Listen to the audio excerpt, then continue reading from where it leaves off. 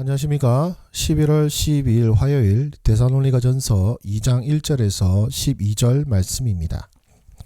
형제들아, 우리가 너희 가운데 들어간 것이 헛되지 않은 줄을 너희가 친히 아나니, 너희가 아는 바와 같이 우리가 먼저 빌립보에서 고난과 능욕을 당하였으나 우리 하나님을 힘입어 많은 싸움 중에 하나님의 복음을 너희에게 전하였노라.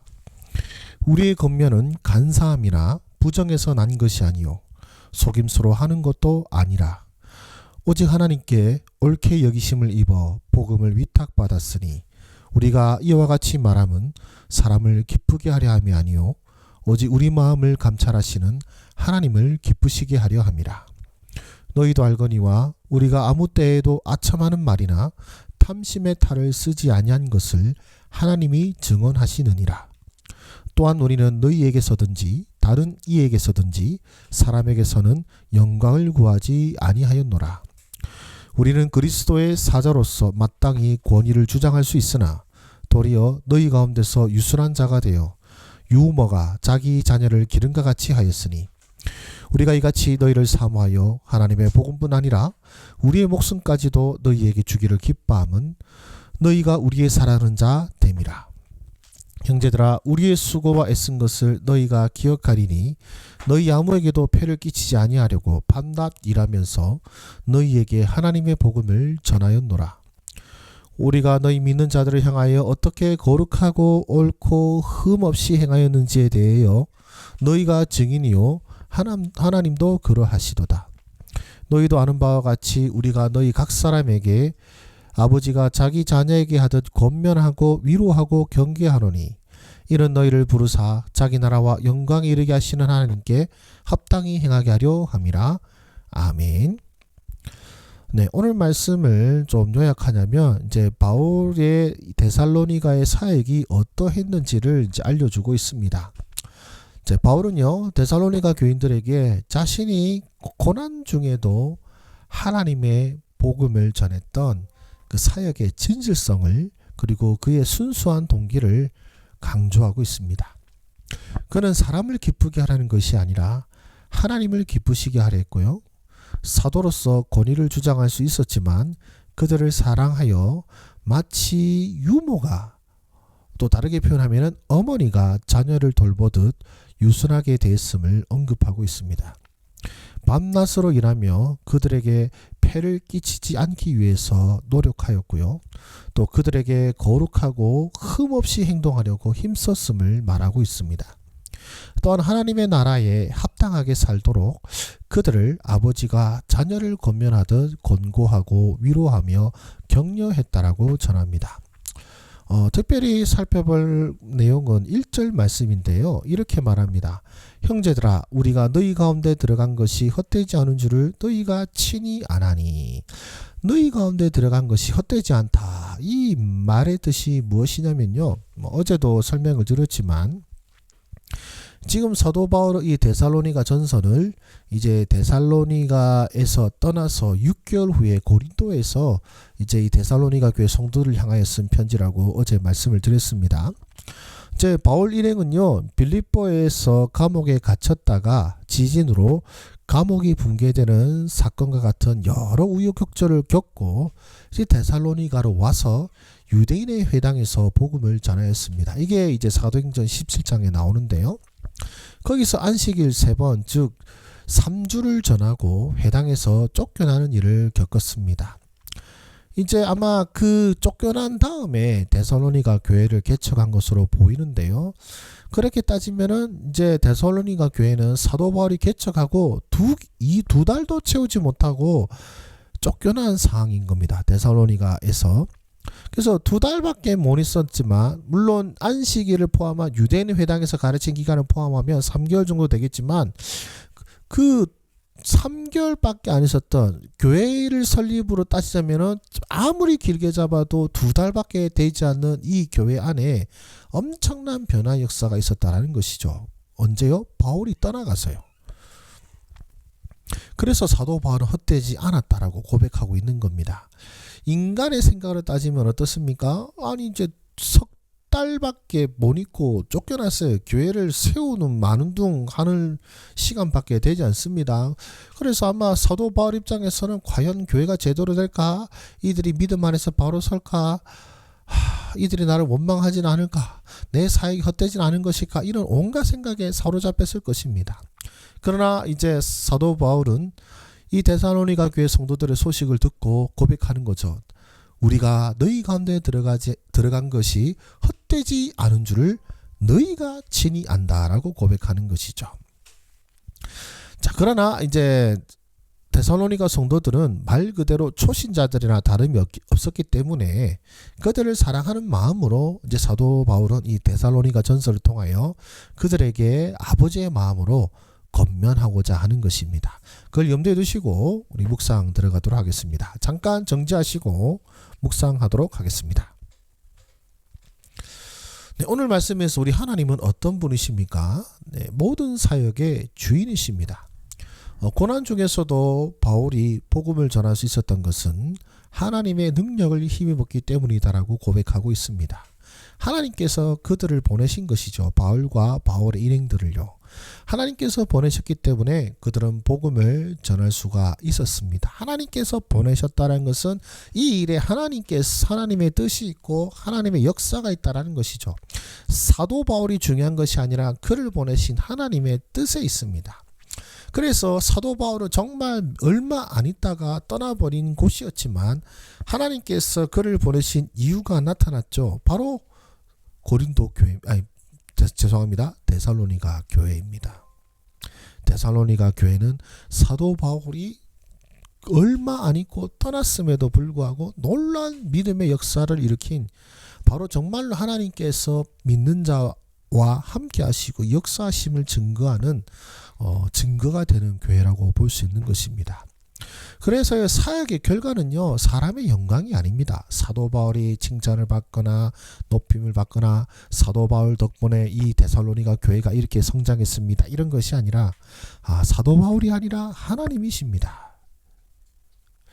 디모데가 아니라 하나님이 하신 것입니다. 그래서 사역의 결과는요, 주인 되신 하나님께 영광을 돌리는 것입니다.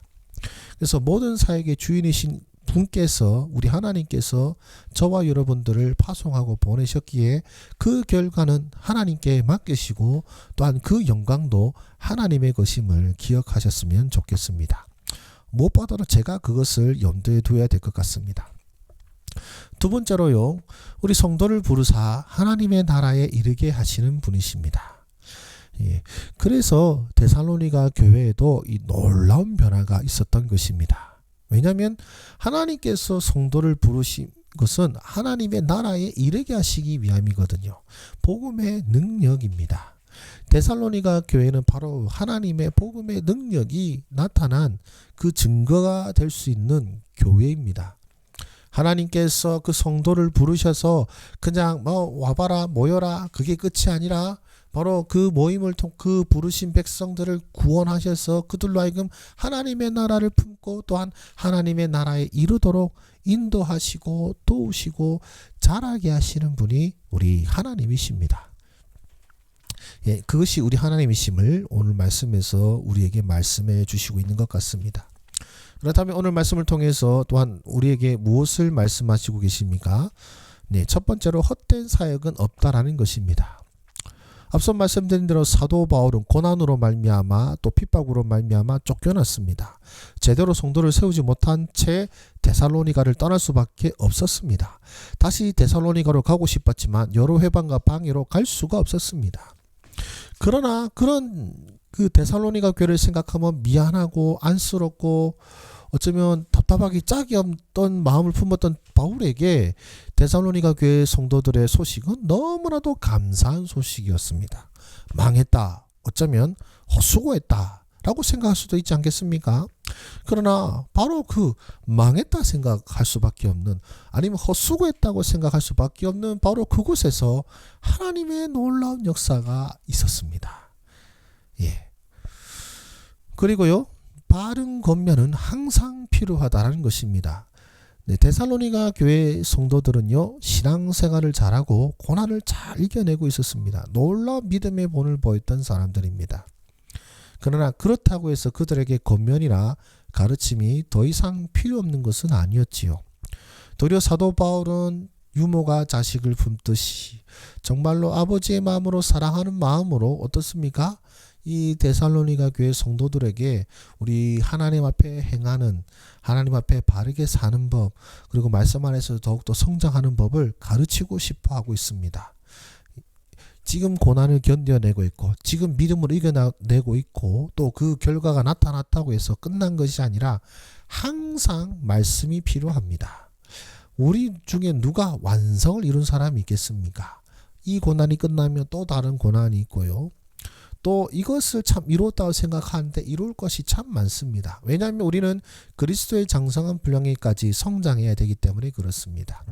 그래서 우리를 향한 바른 권면의 말씀은 항상 필요합니다.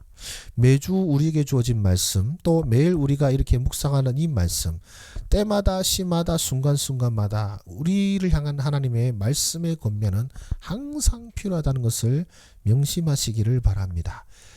못하기 때문에, 믿음으로 이겨내지 못하기 때문에 말씀의 권면도 필요하겠지만 잘 이겨내고 있기에, 또한 승리하고 있기에 또한 말씀의 권면도 필요하다라는 것 염두에 두시기를 바랍니다.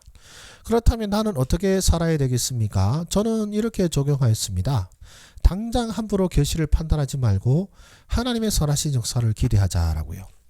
사도 바울 입장에서 생각해 본 것입니다. 사도 바울이 생각했을 때 이 데살로니가 교회는 이거 뭐 헛방 친 거 아닌가 싶었는데 헛방이 아니었잖아요. 그러니까 함부로 계시를 판단해서는 안 될 것 같습니다. 내가 거기서 얼마 못 했는데 무슨 역사가 나타나겠냐, 혹은 이렇게 말씀을 전했는데도 변화가 없고 이 도시 사람들도 반항하고 거부하고 나를 쫓아내기까지 하는데 이 도시에 무슨 선한 것이 있겠느냐 생각할 수도 있었죠. 그러나 하나님의 선하신 역사는 바로 사도 바울을 그토록 핍박하던 바로 그 도시, 사도 바울이 다시는 들어갈 수 없도록 그를 외면하고 밀어내던 바로 그 도시에서 놀라운 교회의 성장의 역사가 나타났다는 것을 기억하시기를 바랍니다. 그래서 오늘날에도 그렇습니다. 오늘날 우리 한국 교회라든지 이 사회의 분위기가 기독교에 대해서 긍정적이지는 않습니다. 그러나 그렇다고 해서 우리의 결실이 또 우리의 사역이 결코 헛되지 않을 것입니다. 왜냐하면 우리를 부르신 분은 하나님이시고 우리를 보내신 분은 하나님이시기에 분명 하나님께서는 그분의 뜻을 이루실 것이기에 우리는 하나님의 선하신 역사를 기대하는 가운데에 주의 날을 기다리는 것이 바로 우리의 모습이 아닐까 생각이 듭니다. 아무쪼록 여러분들의 삶 속에도 바로 이런 주님의 선하신 역사를 기대하는 가운데에 인내하시고 또한 말씀으로 계속해서 깨어 또 근신하며 또 하나님 앞에 바로 서가는 저와 여러분들의 삶이 되시기를 소망합니다. 기도하겠습니다. 은혜가 풍성하신 우리 아버지 하나님, 오늘 사도 바울의 이 고백을 통하여서 정말로 하나님께서 살아계시고 역사하심을 이 데살로니가 교회를 통하여서 보게 하여 주심이 감사를 드립니다. 또한 주여 우리들도 우리를 보내신 그 하나님의 뜻에 따라 우리가 곳곳에서 여러 모양과 여러 은사로 지금 섬기고 있음을 알게 하여 주셔서 나의 능력에 있는 것이 아니라 하나님의 능력에 이 결실이 있음을 우리로 깨닫게 하여 주셔서 나의 능력의 유무 혹은 내가 있고 없고로서 사역의 결과를 판단하는 것이 아니라 우리 주님의 선하신 뜻을 기대하며 소망하는 우리 주님을 바라보고 주님을 인정하고 주님의 영광을 위하여 나아가는 우리 모두가 되게 하여 주시옵소서. 예수님의 이름으로 기도드립니다. 아멘. 감사합니다. 수고하셨습니다.